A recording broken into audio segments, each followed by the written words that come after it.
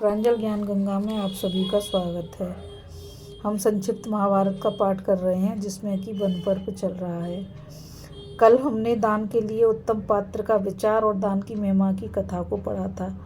आज हम यमलोक का मार्ग और वहाँ इस लोक में किए हुए दान का उपयोग उसकी कथा को पढ़ेंगे। तो चलिए कथा शुरू करते हैं।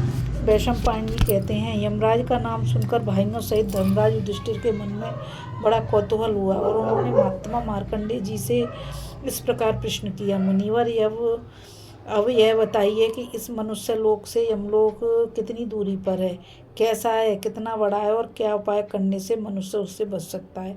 मार्कंडेय जी बोले, धर्मात्मा में श्रेष्ठ युधिष्ठिर, तुमने यह बहुत गूढ़ प्रश्न किया है। यह बड़ा ही पवित्र, धर्म सम्मत है तथा ऋषियों के लिए भी आदरणीय है।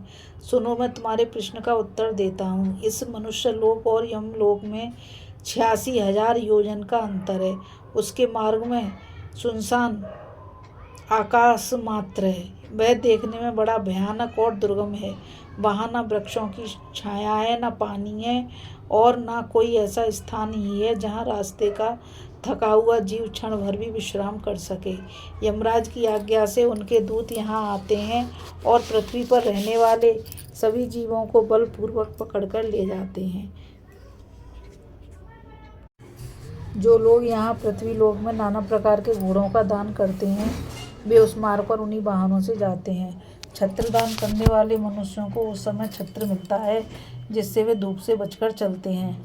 अन्नदान करने वाले जीव वहाँ तृप्त होकर यात्रा करते हैं।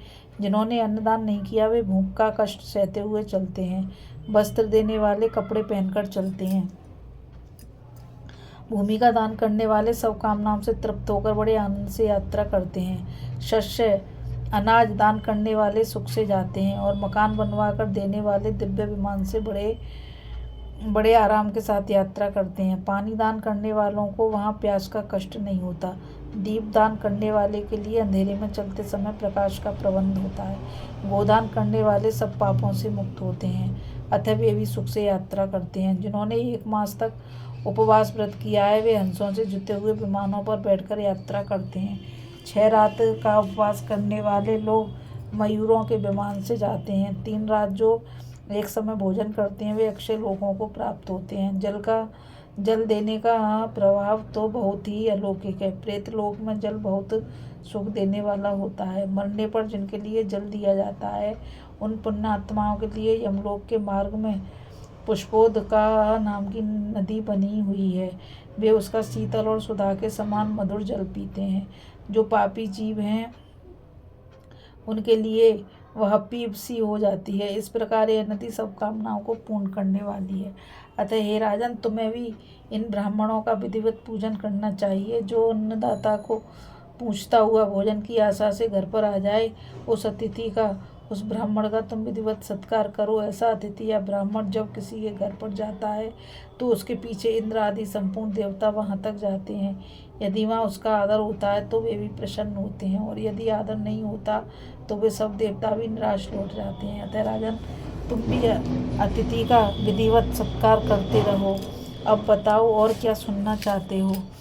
अभी हम कथा में यमलोक के मार्ग की कथा को पढ़ रहे थे। अब आगे हम दान, पवित्रता और तप मोक्ष का विचार की कथा को पढ़ेंगे। इस कथा में बस इतना ही।